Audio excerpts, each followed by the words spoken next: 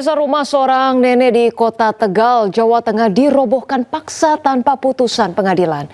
Setelah pembongkaran, ia pun diusir dari rumahnya yang sudah ditempati turun-temurun sekeluarganya sejak tahun 1887.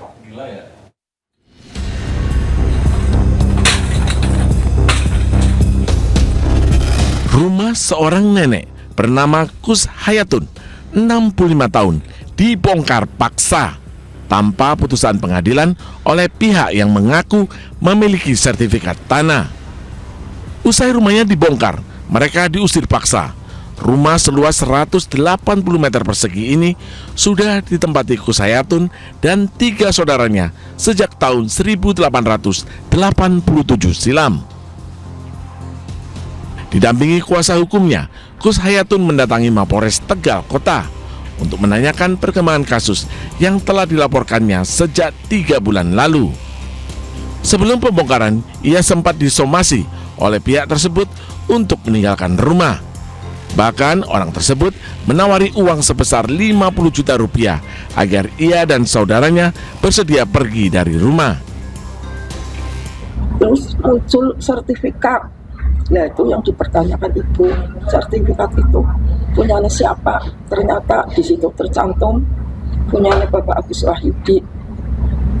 Sebelum itu ibu sudah pernah ke rumah yang namanya Bapak Bahroji, karena ibu diberitahu dari tetangga ibu kalau tanah itu Bapak Bahroji bilang disuruh bayar nyicil. Tapi setelah kejadian itu Bahroji bilang, oh itu tanah sudah dilemparkan sama Agus Wahyudi. Dan setelah itu LSM itu selalu mendesak ibu.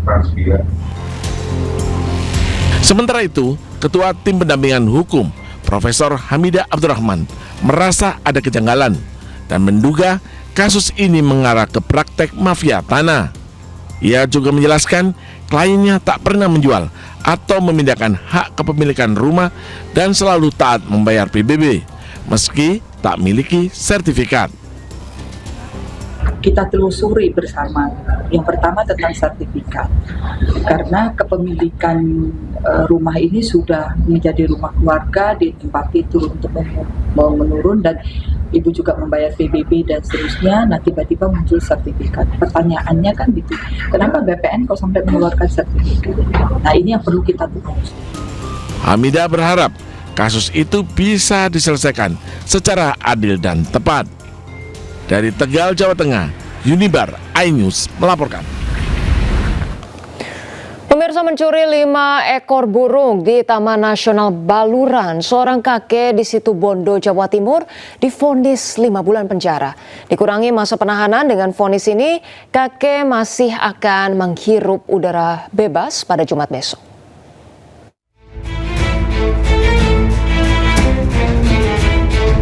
Vonis perkara pengambilan burung cendet di kawasan konservasi dibicarakan Majelis Hakim Pengadilan Negeri Situbondo, Jawa Timur. Dalam sidang putusan, Majelis Hakim menyatakan Masir 71 tahun terbukti secara sah dan meyakinkan melakukan perbuatan mengambil atau memikat 5 ekor burung cendet di Taman Nasional Baluran.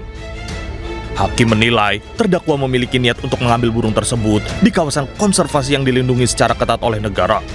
Atas perbuatannya, Masir dinyatakan melanggar tentang konservasi sumber daya alam hayati dan ekosistem dan divonis hukuman 5 bulan 20 hari.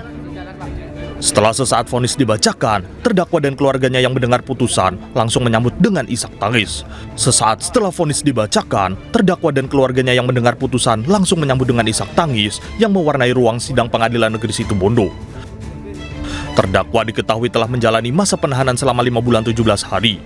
Artinya, Masir hanya menjalani sisa hukuman selama beberapa hari, akan bebas pada hari Jumat.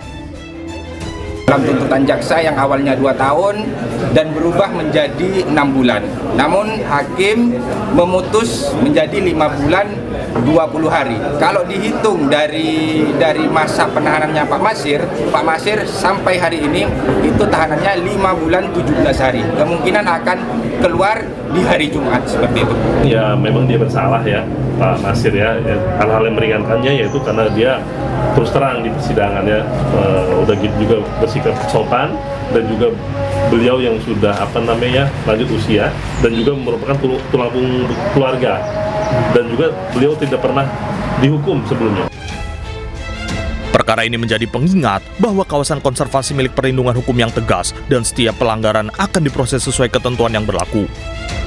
Dari Situbondo, Rizky Amirul Ahmad, iNews melaporkan. Beralih ke informasi lainnya, pemirsa, Gubernur Jakarta Pramono Anung memastikan pembongkaran tiang monorel terbengkalai di Jalan HR Rasuna Said akan dimulai pada pekan depan. Selama proses pembongkaran tidak akan ada penutupan jalan.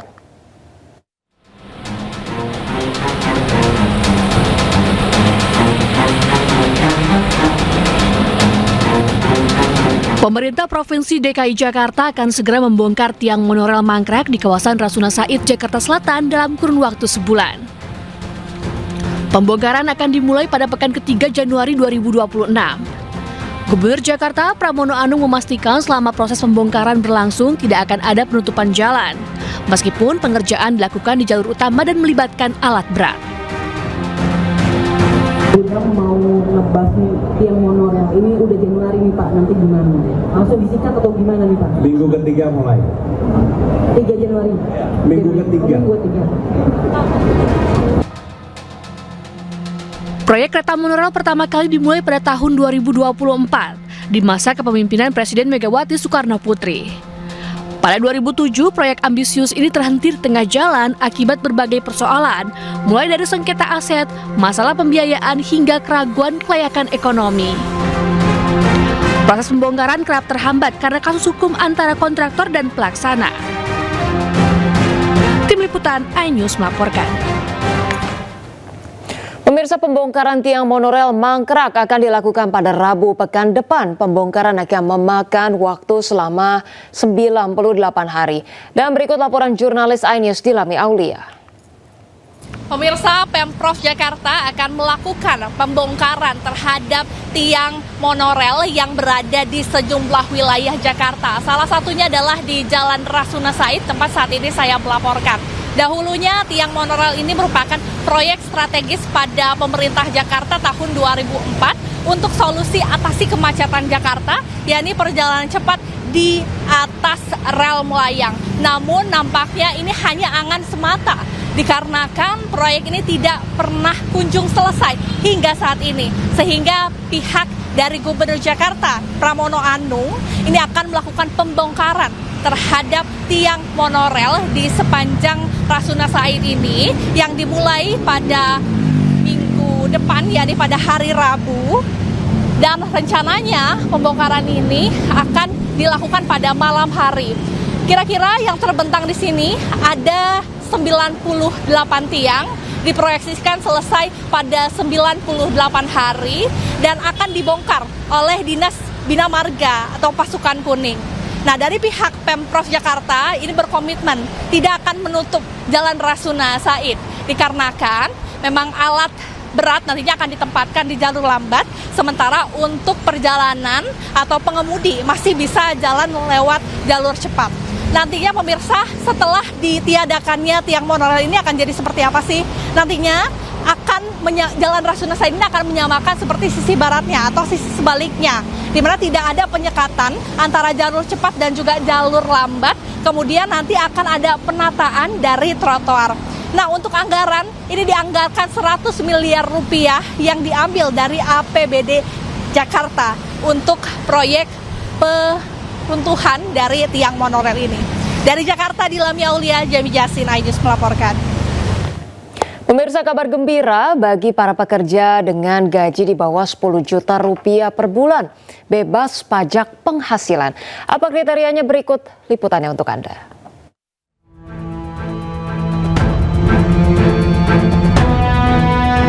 Pemerintah kembali memberikan insentif pajak penghasilan pasal 21 bagi pekerja dengan tingkat penghasilan tertentu pada 2026 sebagai bagian dari stimulus ekonomi nasional. Kebijakan ini ditetapkan melalui Peraturan Menteri Keuangan Nomor 105 Tahun 2025 yang membebaskan PPh 21 bagi pekerja dengan penghasilan hingga 10 juta rupiah per bulan. Insentif ini menyasar pekerja di 5 sektor usaha, yaitu industri alas kaki, industri tekstil dan pakaian jadi, industri furnitur, industri kulit dan barang dari kulit, kemudian pariwisata.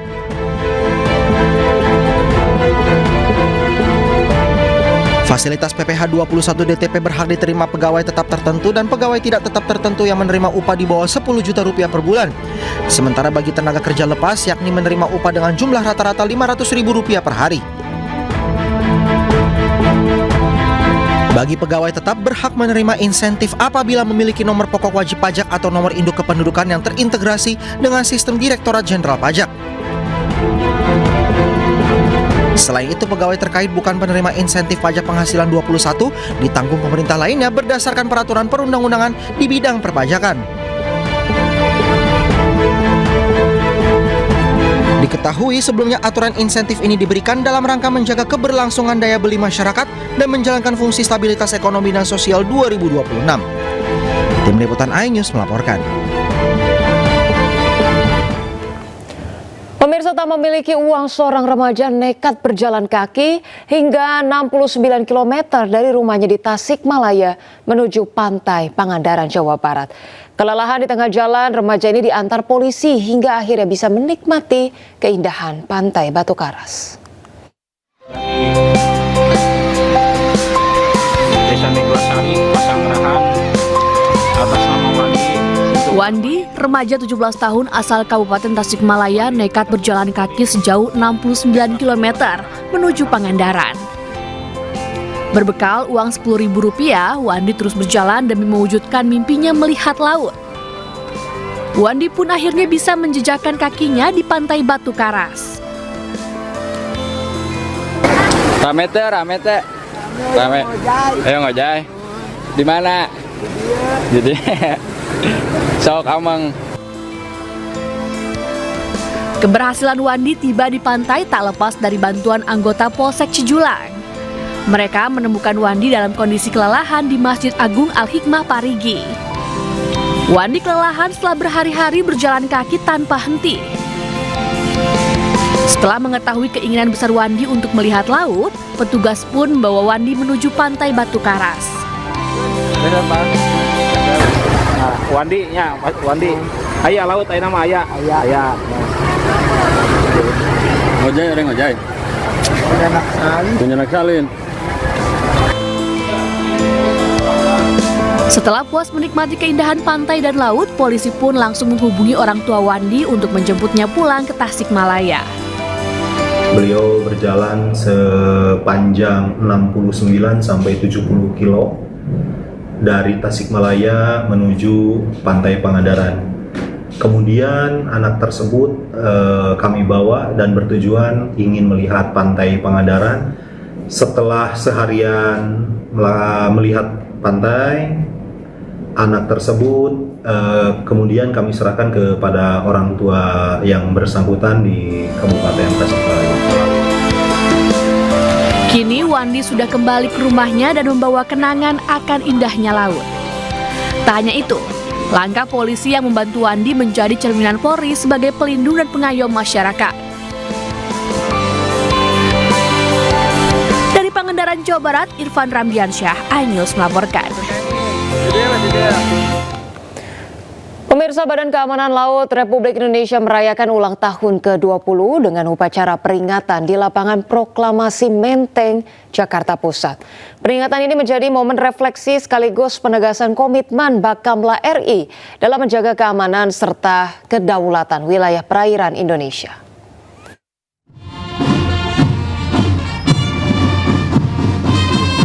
Dalam amanat upacara, Kepala Bakamla RI, Laksdia TNI Irfansyah menyampaikan, perjalanan 2 dekade Bakamla RI merupakan proses pembentukan institusi yang semakin matang dalam menjalankan tugas pengamanan laut nasional. Sepanjang perjalanannya, Bakamla RI telah dihadapkan pada berbagai persoalan di laut, mulai dari tindak pelanggaran hukum, aktivitas ilegal di perairan nasional, hingga tantangan koordinasi dengan berbagai pemangku kepentingan maritim. Memasuki usia ke-20, Bakamla RI menapaki tahap baru dalam penguatan peran dan fungsi kelembagaan. Penguatan regulasi dan kejelasan mandat menjadi landasan Bakamla RI dalam berproses menuju institusi Coast Guard Indonesia yang lebih profesional dan berdaya saing. Proses transformasi ini menuntut personel yang mampu beradaptasi dengan perkembangan teknologi, menjunjung tinggi nilai integritas, serta memperkuat kerjasama lintas sektor dalam upaya menjaga keamanan laut. Penguatan keamanan di wilayah perairan menjadi salah satu upaya strategis dalam mendukung pertumbuhan ekonomi nasional. Kondisi laut yang aman dan stabil dinilai mampu menciptakan iklim investasi yang lebih kondusif, sekaligus mendorong optimalisasi potensi ekonomi biru Indonesia. Dan saya merasa yakin masa depan kita melalui laut ini sangat besar, dan mudah-mudahan kalau kita bisa terus membangun maritim kita, laut kita, mungkin tidak perlu banyak merusak alam, karena di laut ini banyak sumber-sumber daya yang memang bisa terbarukan dan tidak banyak, seperti nangkap ikan kita tidak perlu memberi makan, tidak perlu ngasih vitamin, tidak perlu mengobati. Melalui peringatan ini, Bakamla RI diharapkan semakin kokoh dalam menjaga keamanan laut serta kehadiran negara di seluruh perairan Indonesia. Dari Jakarta, Indira Utomo, Sutrisno, iNews melaporkan. Pemirsa, setelah Venezuela, Presiden Amerika Serikat Donald Trump menargetkan serang Iran dan caplok Greenland. Jangan kemana-mana pemirsa, informasi yang kami hadirkan usai jeda.